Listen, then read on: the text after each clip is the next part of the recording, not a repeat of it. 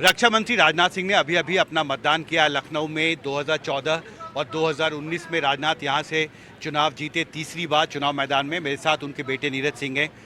2014 और 2019 का चुनाव आपने देखा, 2024 का चुनाव कैसे अलग है इन दोनों से? जिस प्रकार से माननीय राजनाथ सिंह जी ने इस लखनऊ के लिए 54,000 करोड़ की परियोजनाएं संस्तुत करी हैं, आज यह लखनऊ 105 किलोमीटर के रिंग रोड का गवाह है। 22 बड़े फ्लाईओवर्स यहाँ पर संस्तुत किए गए हैं। यहाँ एयरपोर्ट का नया टर्मिनल बनकर तैयार है। तमाम नए स्टेशन, गोमती नगर का, आलम नगर का स्टेशन बनकर तैयार है। 15,000 करोड़ की ब्रह्मोस मिसाइल का यह स्थान लखनऊ बनने जा रहा है। यहाँ पे निर्माण होगा, DRDO की लैब बन रही है। इसलिए मैं कह सकता हूँ 2014 में जो 2,74,000 का फासला था वो 2019 में 3,48,000 का हो गया। और 2024 में अब कार्यकर्ताओं ने नया संकल्प लिया है कि लखनऊ बोले 5 लाख पार, और 5 लाख के उस मार्जिन को हम ज़रूर अचीव करेंगे, ऐसा मुझे पूरा विश्वास है। जी, और इस बार बहुत सारी आकांक्षाएं हैं। यहाँ पर मैं मतदाताओं से मिलता रहा हूँ, नई सरकार से जो दिल्ली में बनने वाली है। अब क्या आपको लगता है कि मेन इशू है जिसको नई सरकार को एड्रेस करना होगा चुनावों के बाद? देखिए, हर एक क्षेत्र में भारत ने अपना नाम पूरे विश्व के अंदर इस्टेब्लिश किया है। 1.8 ट्रिलियन की हम इकोनॉमी 2014 तक थे, आज़ादी से लेकर 2014 तक हम 3.9 की इकोनॉमी आज हैं, और हम विश्व की 5वीं सबसे बड़ी अर्थव्यवस्था बनने जा रहे हैं। केवल यहाँ पर 7 एम्स होते थे, 22 एम्स हो गए। केवल 74 एयरपोर्ट्स होते थे, 152 हो गए। केवल 338 मेडिकल कॉलेजेस थे, आज 650 से ज़्यादा हो गए।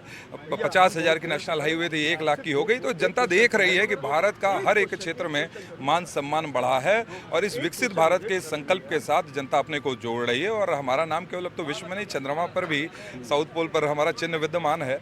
और जब हमारे प्रधानमंत्री भी दूसरे राष्ट्र जाते हैं, पपुआ न्यू गिनी में, जब उनके राष्ट्राध्यक्ष हमारे पाँव का छूते हैं, तो हम 140 करोड़ भारतीयों का सम्मान है। तो इस सम्मान के भाव को जनता समझते हुए इस भारत के संकल्प के साथ वो जोड़ रही है। इसलिए कह सकते हैं 400 पार के संकल्प को राष्ट्र में पूरा करेंगे, और लखनऊ बोले 5 लाख पार के दोनों जगह हैट्रिक होगी, केंद्र में भी और माननीय राजनाथ सिंह जी की भी लखनऊ में। धीरज, बस एक आखिरी सवाल आपसे। आपने कैंपेन भी किया है पार्टी के लिए रायबरेली, अमेठी, दूसरी सीटों पर, और मैं देख रहा था कि लगभग हर सीट पर लोग इस बार लोकसभा चुनाव में उत्तर प्रदेश में राजनीतिक समीकरण अलग है। सपा बसपा एक साथ थी, इस बार दोनों अलग हैं। सपा कांग्रेस के साथ है। इसकी वजह से पूरे उत्तर प्रदेश में क्या तस्वीर आपको दिखाई देती है? किस तरह समीकरण का असर होगा नतीजों? देखिए, कोई भी समीकरण पे असर नहीं होगा, क्योंकि पहले भी ये 2 लड़के कांग्रेस और सपा के साथ आ चुके हैं, और किस प्रकार से जनता ने उनको दरकिनार कर दिया था ये सबके सामने विदित है। जो पिछले सालों में हुआ है वही 2024 में उसकी परिणति होगी। माननीय योगी जी ने जिस प्रकार से पूरे उत्तर प्रदेश को इतने बड़े प्रोजेक्ट्स दिए हैं, 35 लाख करोड़ के MOU साइन हो रहे हैं, आज तमाम एक्सप्रेसवे बन रहे हैं, हमारे हर जिले में मेडिकल कॉलेज बन रहा है, हम भारत की GDP में महाराष्ट्र के बाद सबसे ज़्यादा कंट्रीब्यूट करने वाले स्टेट बन गए हैं। तो जनता इन सब कार्यों को देखती है। लॉ एंड ऑर्डर के फ्रंट पे ऐसा काम हुआ है जो नज़ीर बना है दूसरे प्रदेशों के लिए। इसलिए 400 जब पार होगा तो उसमें से माननीय मोदी जी के 80 गुलदस्ते में 80 सीटें जो हैं हमारे योगी जी की तरफ से जाएंगी। हमसे बात करने के लिए आपका बहुत बहुत शुक्रिया।